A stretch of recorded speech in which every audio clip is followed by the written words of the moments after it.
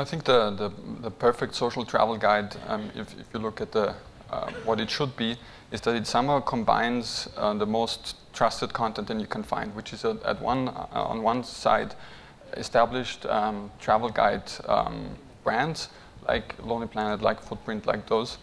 But on the other hand, how you actually out of the user perspective, how you actually plan your trip, you rely a lot on word of mouth and what your friends say. So if the perfect social travel guide actually managed to combine these sources of trust, and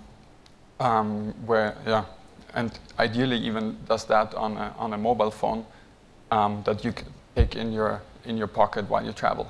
So I think this should be the vision of where we want to go, and I think the way to there is not. It's not only user-generated content, it's a combination indeed. Yeah. It's a combination of editorial content and user-generated content. I think it's the perfect match. Yeah, I think the question here is, how big a challenge is it to do those things, though?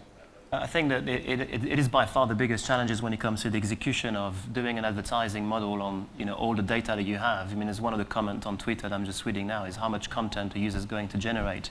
There's so much content available right now. It's how do you bring it together in a manner which is actually really relevant? When you read a review for a specific hotel, how do you know whether that review actually appeals to you as a user? Is it actually because the review has been written by someone who is 55?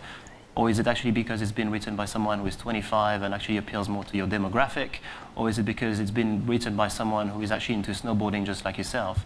So I think that there's a lot of content, and the execution of bringing everything together in terms of relevancy, people like you, like that. And there's a lot of models, like the Amazon is perhaps one of the best sort of implementer of that. And I think the moment where you have a site that aggregates not only the content but also the user data all together, that you're going to start seeing a lot more relevancy and intelligence data. And we haven't quite got to that point yet. While you're on this topic, I just wanted to get someone from the audience. How much content are users going to generate? Is there a limit to all of this? Does the novelty wear off? Does the quality wear off? Is there any kind of threshold we should be thinking about? I think maybe it's less a question of how much content users will generate, because people seem to have a fascination with writing about themselves, and everyone's more interested in themselves than almost anybody else, so that's natural behavior. It's more, at what point does that cease to become useful to other users? And for example, if you have someone in a hotel and they say, yeah, it's great, how many people can say, yes, it's great, before you've established, yeah, it's probably a pretty decent hotel, but I need a bit more information to know whether that's the right information for me to want to stay there or not. And I think that's where, to Sebastian's point, you need to bring in, some sense of authority and expertise that might come from people who've established a reputation over time, but then tie in the affinity that Jérôme was talking about and say, these people are like me. And at that point, that's so. Should the authority come from organisations like yourselves, or should you trust the community to be the authority, though? Well, we'd obviously say that we think it's a combination of both. And the brand that Lonely Planet historically has been kind of conveys an element of authority. But I think that moving forwards, what trusted brands need to do is not just say, we are an expert, whoever you might be, if you're the Guardian travel section or anybody else, you've got to be able to say, we are the people who facilitate your gathering of information in a way that is easier than anybody else. And that's where the brand authority comes from. Okay, we've got another question come up there on Twitter from Stephen Joyce. There are so many communities, it says here, more each day. At what point will these communities merge? And is there enough differentiation between them? I think that's a very valid point, because when we started back in 2005, there were many communities in a generalist stream. You have High Five and Friendster and MySpace that emerged, and Bebo and Facebook, but no one was really doing it in a travel space. I mean, there was TripAdvisor, but they were not really a community at the time, and it's starting to become more of a community. And then there was us in 2005 for All Our Sins. But if you really look in the space, there are so many communities that the problem is not so much barriers to entry. Capital was available until a certain point.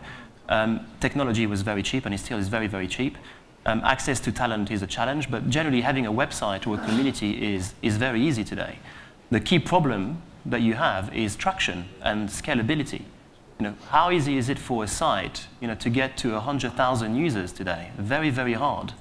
There are many tools out there, applications on Facebook, interconnect with Twitter. But the reality is the users are so savvy these days. How many communities are they really going to be belong to? There's too many of them. So you really need to have a huge amount of differentiation, something that hasn't been done today. And Twitter is by far the best example of something which is extremely simple. It's been around for 3 years, if you think about it, but it's only until recently that it's really taken the web by storm. So I really think that the problem that you have in the key Anglo-Saxon market especially is that you are already used to the communities. When you get an invitation in your inbox, your thinking will be another one of those. Send that invitation to South America or Southeast Asia, and you'll see the conversion shooting through the roof, because those markets were not being monetized because there was not enough commercialization opportunities, and things are changing in those markets. Okay, Jan, you're very early stages of launching. I mean, how will you address this problem? Well, the model we use, we work with partners, so we are sort of an aggregator, and we have our partners in the travel industry, online travel agencies, and they have their travelers, of course, and they ask their travelers for a video review, just like they ask a review normally afterwards. They say, before the traveler goes on a holiday, they say, okay, you're going to Hilton Hotel, Amsterdam, make a video review and you can win a Canon camera or something if you have the best video of this month. So our partners, they work with us together, and they have the videos, they have the travelers, the reviews, and we promote the videos on our website, but we promote it on Where Have I Been? There's a launching customer for us as well. So we use a Facebook application, Where Have I Been? We have 1 million active users each month, and the videos of our partners, they are spread through the web. We are distributed. That. I'd like to add something to that. I think the general trend is the opening up of these communities. And like you mentioned, you're dealing with different partners. So we see that happening with Facebook, with open social and these things. So I think in the future, the user will actually go to these different sites, bring his social graph, bring his friends also with him, and then just see which site gives me the more relevant travel recommendations, for example.